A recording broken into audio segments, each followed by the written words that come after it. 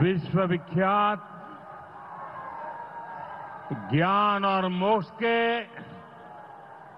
पवित्र नगरी गया जी के हम प्रणाम करही।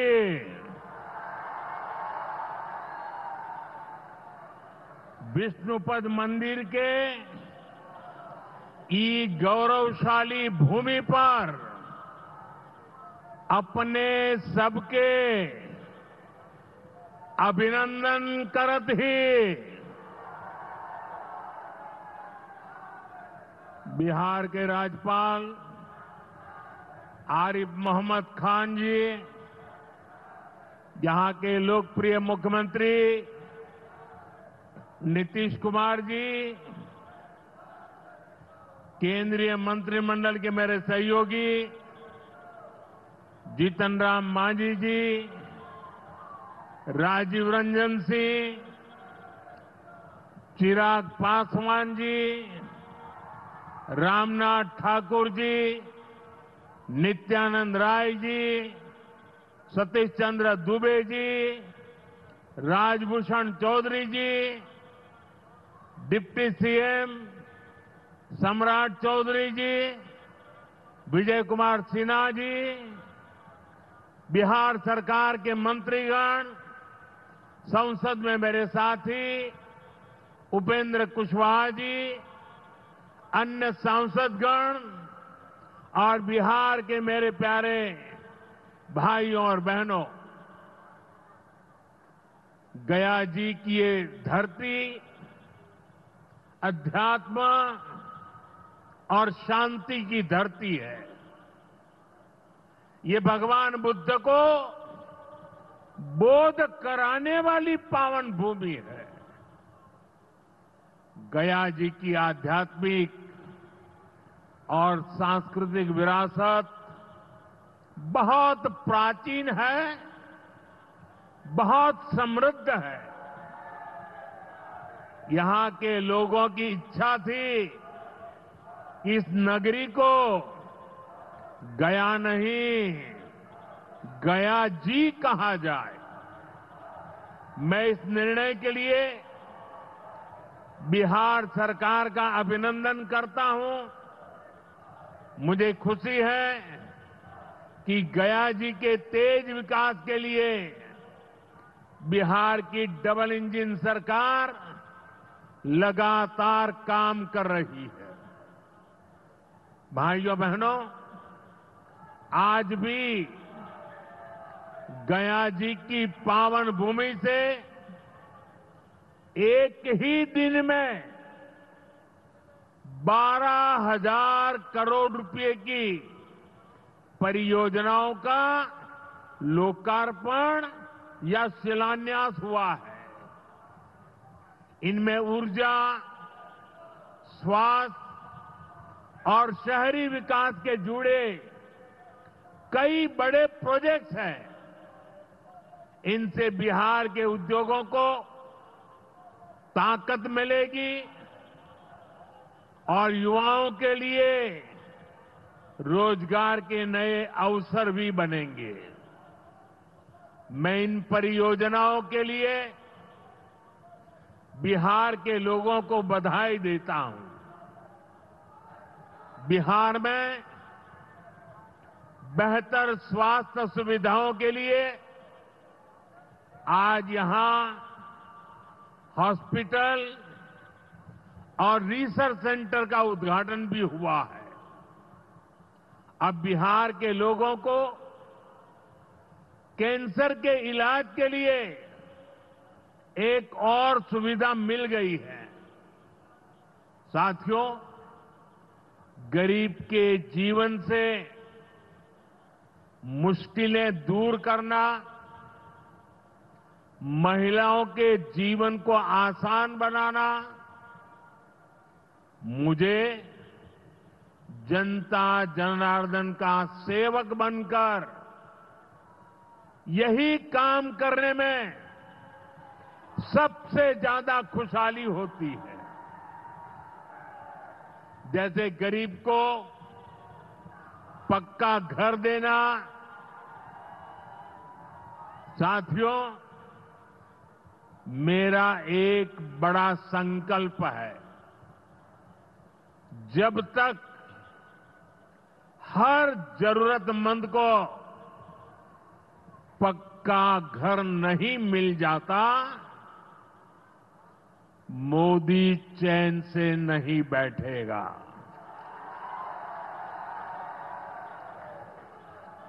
इसी सोच के साथ पिछले 11 साल में 4 करोड़ से अधिक गरीबों को पक्के घर बनाकर दे दिए गए। अकेले हमारे बिहार में 38 लाख से अधिक आवास बनाए गए। गया जिले में भी 2 लाख से अधिक परिवारों को अपना पक्का घर मिला है। और हमने सिर्फ घर यानी 4 दीवारें नहीं दी, बल्कि उन घरों के साथ गरीब को उसका स्वाभिमान दिया है। इन घरों में बिजली, पानी, शौचालय और गैस कनेक्शन की सुविधाएं दी हैं। यानी गरीब परिवारों की भी सुविधा, सुरक्षा और सम्मान से जीने की गारंटी मिली है। साथियों, आज इसी सिलसिले को आगे बढ़ाते हुए बिहार के मगध क्षेत्र के 16,000 से ज्यादा परिवारों को अपना पक्का घर दिया है। यानी इस बार इन परिवारों में दिवाली और छठ पूजा की रौनक और ज्यादा होगी।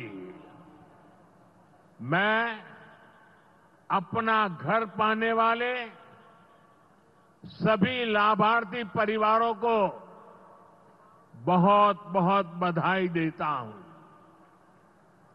और जो लोग अब भी पीएम आवास योजना के लाभ से छूट गए हैं, मैं उन्हें विश्वास दिलाता हूं कि पीएम आवास का अभियान तब तक जारी रहेगा जब तक हर गरीब को अपना पक्का घर नहीं मिल जाता।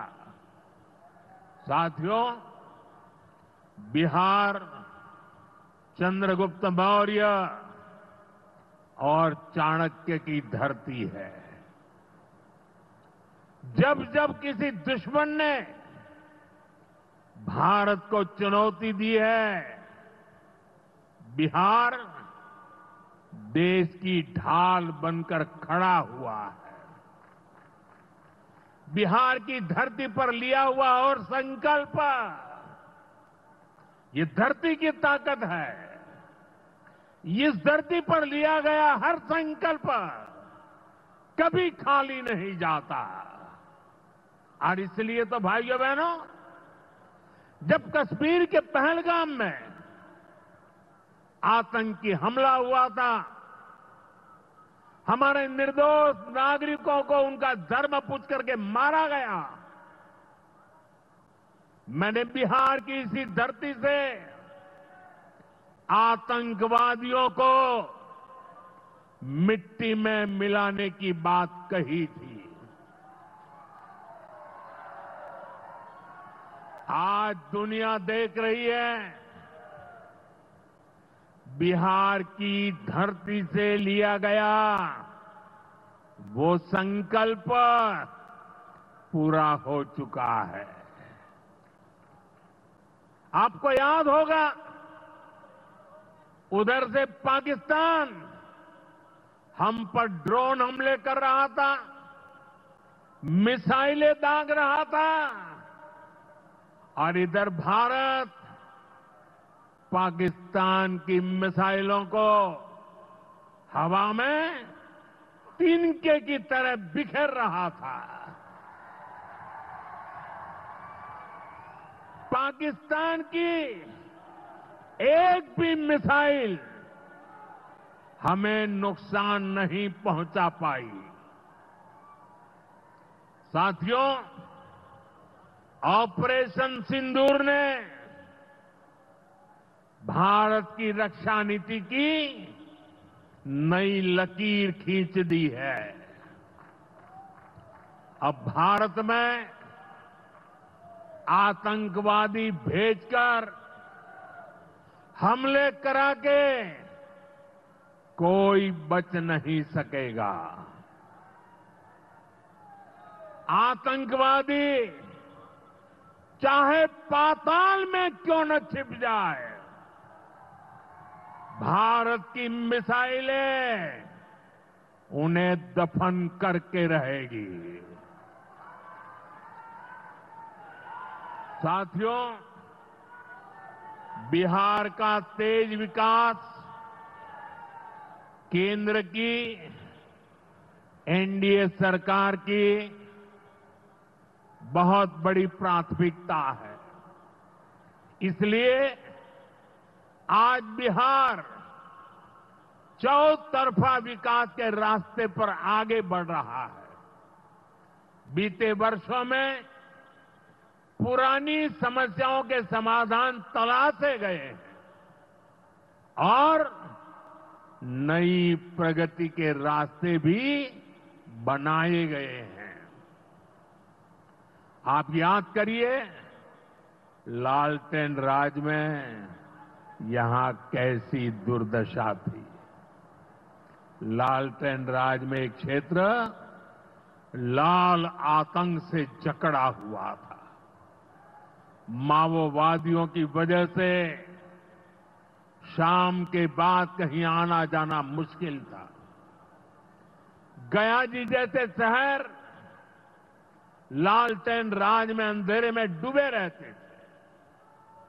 हजारों गांव ऐसे थे जहां बिजली के खंभे तक नहीं पहुंचे थे। लालटेन वालों ने पूरे बिहार के भविष्य को अंधेरे में धकेल दिया था। न शिक्षा थी, न रोजगार था। बिहार की कितनी पीढ़ियों को इन लोगों ने बिहार से पलायन के लिए मजबूर कर दिया था। साथियों, बिहार के लोगों को आरजेडी और उनके साथी सिर्फ अपना वोट बैंक मानते हैं। उन्हें गरीब के सुख दुख, गरीब के मान सम्मान से कोई मतलब नहीं है। आपको याद होगा, कांग्रेस के एक मुख्यमंत्री ने मंच से कह दिया था कि अपने राज्य में बिहार के लोगों को घुसने नहीं देंगे। बिहार के लोगों से कांग्रेस की इतनी नफरत, बिहार के लोगों के प्रति इतनी घृणा, और कोई भूल नहीं सकता। कांग्रेस का बिहार के लोगों के प्रति त्याग, जो दुर्व्यवहार देखने के बाद भी यहां आरजेडी वाले गहरी नींद में सोए पड़े थे। भाइयों बहनों, बिहार की एनडीए सरकार कांग्रेस और इंडी गठबंधन वालों के इस नफरती अभियान का जवाब दे रही है। बिहार के बेटे बेटी को यहीं पर रोजगार मिले,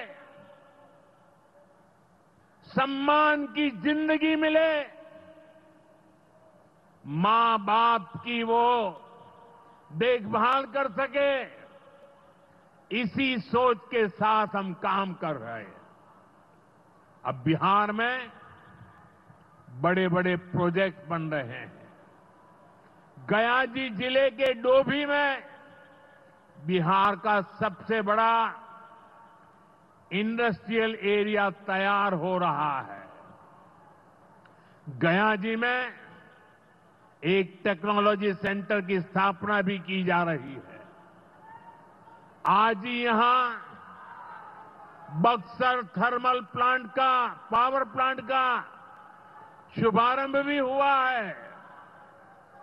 कुछ ही महीने पहले मैंने औरंगाबाद में भी Navinagar super thermal power project की आधारशिला रखी थी। भागलपुर के पीरपैंती में भी नया थर्मल पावर प्लांट बनेगा। इस पावर प्लांट से बिहार में बिजली की आपूर्ति बढ़ेगी। और आप सब जानते हैं, जब बिजली उत्पादन बढ़ता है तो क्या होता है? घरों में बिजली की सप्लाई बढ़ती है और उद्योगों को भी ज्यादा से ज्यादा बिजली मिलती है और इससे भी रोजगार के नए मौके बनते हैं। साथियों, बिहार के युवाओं को पक्की सरकारी नौकरी देने के लिए नीतीश जी ने बड़ा अभियान चलाया हुआ है। ये नीतीश जी हैं, तभी यहां शिक्षकों की भर्ती भी पूरी पारदर्शिता से हुई। साथियों, यहां के नौजवानों को ज्यादा से ज्यादा संख्या में बिहार में ही रोजगार मिले, उन्हें नौकरी के लिए पलायन न करना पड़े, इसमें केंद्र सरकार की एक नई योजना से भी बहुत बड़ी मदद मिलने वाली है। अभी पिछले सप्ताह इस 15 अगस्त से ही देश भर में प्रधानमंत्री विकसित भारत रोजगार योजना लागू हुई है।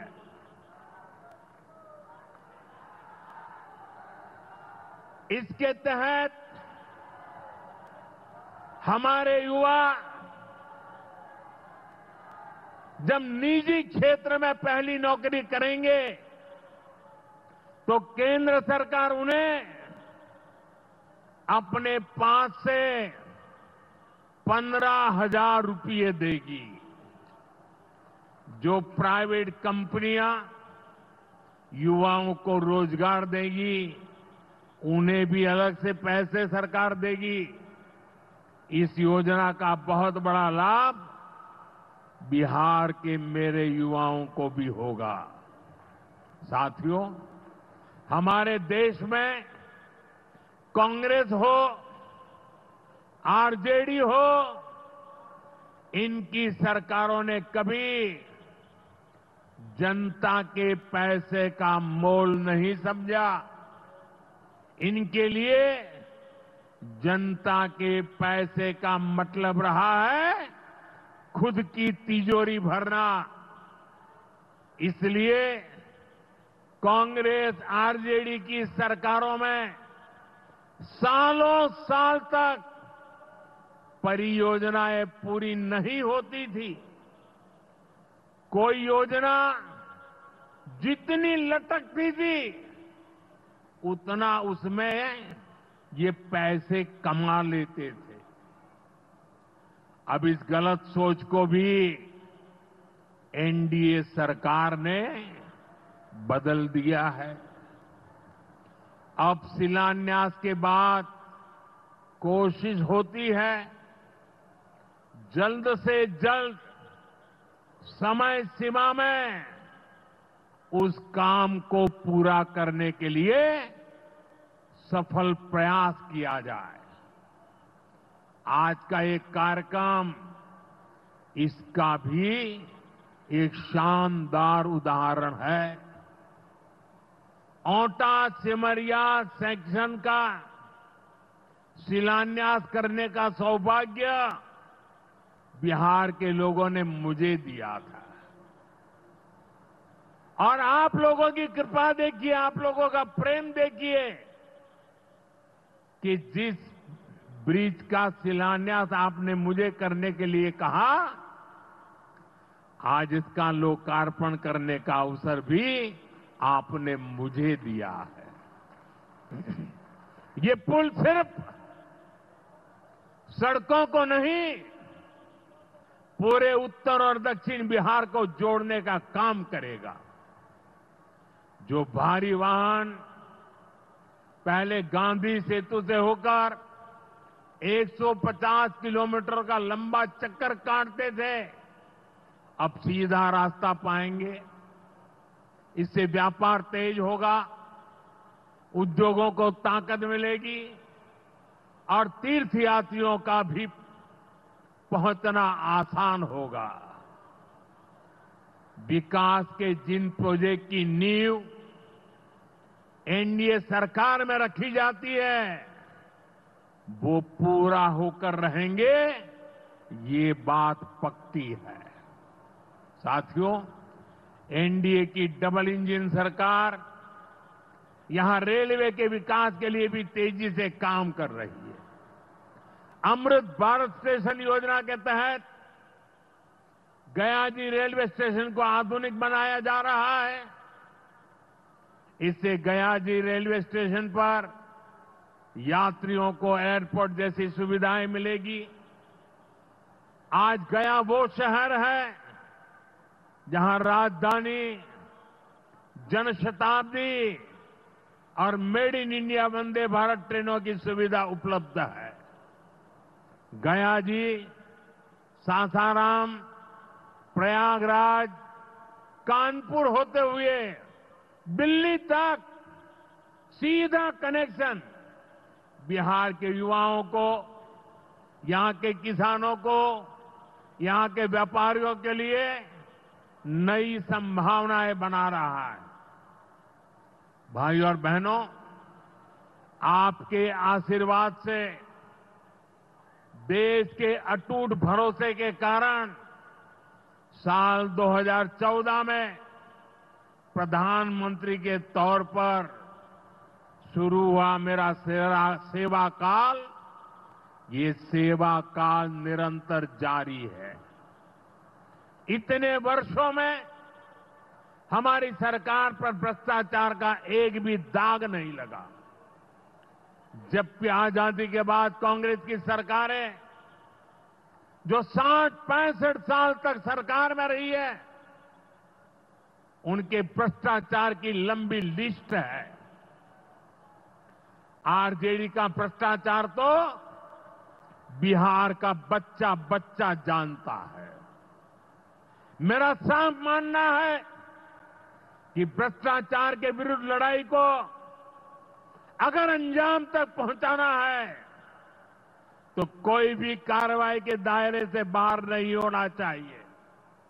आप सोचिए, आज कानून है कि अगर किसी छोटे सरकारी कर्मचारी को 50 घंटे तक हिरासत में रख दिया तो अपने आप वो सस्पेंड हो जाता है। ड्राइवर हो, छोटा क्लार्क हो, प्यून हो, उसकी जिंदगी हमेशा हमेशा के लिए तबाह हो जाती है। लेकिन अगर कोई मुख्यमंत्री है, कोई मंत्री है, कोई प्रधानमंत्री है, तो वो जेल में रह करके भी सत्ता का सुख पा सकता है।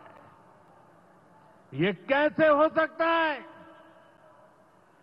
हमने कुछ समय पहले ही देखा है कि कैसे जेल से ही फाइलों पर साइन किए जा रहे थे, जेल से ही सरकारी आदेश निकाले जा रहे थे। नेताओं का अगर यही रवैया रहेगा तो ऐसे भ्रष्टाचार के विरुद्ध लड़ाई कैसे लड़ी जा सकती है। साथियों, संविधान हर जनप्रतिनिधि से ईमानदारी और पारदर्शिता की उम्मीद करता है। हम संविधान की मर्यादा को तार तार होते नहीं देख सकते। इसलिए एनडीए सरकार भ्रष्टाचार के खिलाफ एक ऐसा कानून लाई है जिसके दायरे में देश का प्रधानमंत्री भी है। इस कानून में मुख्यमंत्री और मंत्रियों को भी शामिल किया गया है। जब ये कानून बन जाएगा तो प्रधानमंत्री हो या मुख्यमंत्री या फिर कोई भी मंत्री, उसे गिरफ्तारी के 30 दिन के अंदर जमानत लेनी होगी और अगर जमानत नहीं मिली तो 31वें दिन उसे कुर्सी छोड़नी पड़ेगी।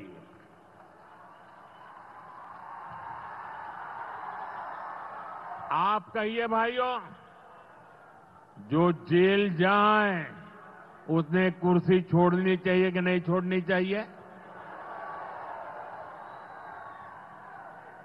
क्या वो कुर्सी पर बैठे रह सकता है क्या? क्या वो सरकारी फाइलों पे साइन कर सकता है क्या? क्या जेल में से कोई सरकार चला सकता है क्या? और इसलिए ऐसा सख्त कानून बनाने की तरफ हम आगे बढ़ रहे हैं। लेकिन साथियों, ये आरजेडी वाले, ये कांग्रेस वाले, ये लेफ्ट वाले इस कानून का विरोध कर रहे हैं। ये बहुत गुस्से में है और कौन नहीं जानता उनको किस बात का डर है। जिसने पाप किया होता है वो अपने पाप को दूसरों से छुपाता है, लेकिन खुद को भीतर से जानता है कि क्या खेल खेला है। इन सब का भी यही हिसाब है। ये आरजेडी और कांग्रेस वाले कोई बेल पर बाहर है, कोई रेल के खेल में अदालत के चक्कर लगा रहा है, और जो जमानत पे बाहर घूम रहे हैं भी आज इस कानून का विरोध कर रहे हैं। इन्हें लगता है कि अगर ये जेल चले गए तो इनके सारे सपने चकनाचूर हो जाएंगे, और इसलिए सुबह शाम ये लोग मोदी को भांति भांति की गाली दे रहे हैं और इतने बौखलाए हुए हैं कि इस जनहित के कानून का विरोध कर रहे हैं। हमारे राजेंद्र बाबू, बाबा साहब आंबेडकर ने कभी सोचा भी नहीं था, कभी कल्पना भी नहीं की होगी कि सत्ता के भूखे लोग भ्रष्टाचार करेंगे और जेल जाने पर भी कुर्सी से चिपके रहेंगे। लेकिन अब भ्रष्टाचारी जेल भी जाएगा और उसकी कुर्सी भी जाएगी। भारत को भ्रष्टाचार से मुक्त होने का संकल्प देश के कोटि कोटि लोगों का है। ये संकल्प सिद्ध होकर रहेगा। साथियों, मैंने लाल किले से एक और खतरे की बात की है, और ये खतरा बिहार पर भी है, देश में घुसपैठियों की बढ़ती संख्या चिंता का विषय है।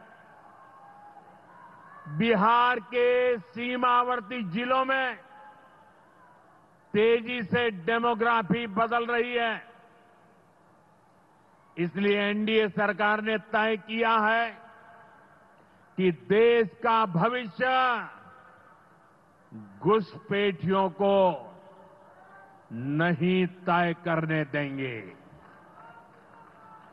घुसपैठियों को बिहार के युवाओं के रोजगार नहीं छीनने देंगे। जिन सुविधाओं पर भारतीय लोगों का अधिकार है, उस पर घुसपैठियों को डाका नहीं डालने देंगे। इस खतरे से निपटने के लिए मैंने डेमोग्राफी मिशन शुरू करने की बात कही है। बहुत जल्द ये मिशन अपना काम शुरू करेगा। हम हर घुसपैठियों को देश से बाहर करके ही रहेंगे। आप मुझे बताइए, एक घुसपैठियों को निकालना चाहिए कि नहीं निकालना चाहिए? क्या ये घुसपैठिए आपका रोजगार छीनने आपको मंजूर है? एक घुसपैठिया आपकी जमीन पे कब्जा कर ले आपको मंजूर है? एक घुसपैठिया आपका हक छीन ले आपको मंजूर है? बिहार के आप सभी लोग देश के भीतर बैठे घुसपैठियों के समर्थकों से भी सावधान रहिए। जान जाइए कौन घुसपैठियों के साथ खड़ा है। कांग्रेस और आरजेडी जैसे दल बिहार के लोगों का हक छीनकर घुसपैठियों को देना चाहते हैं। तुष्टीकरण के लिए, वोट बैंक को बढ़ाने के लिए कांग्रेस आरजेडी वाले कुछ भी कर सकते हैं, कितने ही नीचे जा सकते हैं। इसलिए बिहार के लोगों को बहुत सतर्क रहना है। साथियों, हमें हमारे बिहार को कांग्रेस आरजेडी की बुरी नजर से बचाकर रखना है। बिहार के लिए ये समय बहुत अहम है। बिहार के युवाओं के सपने पूरे हो, बिहार के लोगों की आकांक्षाओं को नई उड़ान मिले, इसके लिए केंद्र सरकार और नीतीश जी के साथ हम कंधे से कंधा मिलाकर बिहार के कल्याण के लिए काम कर रहे हैं। बिहार में विकास की गति बनी रहे, इसके लिए डबल इंजन की सरकार लगातार मेहनत कर रही है। आज के विकास प्रोजेक्ट इसी दिशा में महत्वपूर्ण कदम है। मैं एक बार फिर इन परियोजनाओं के लिए बिहार को बहुत बहुत बधाई देता हूं। मेरे साथ बोलिए, भारत माता की, भारत माता की, भारत माता की। बहुत बहुत धन्यवाद।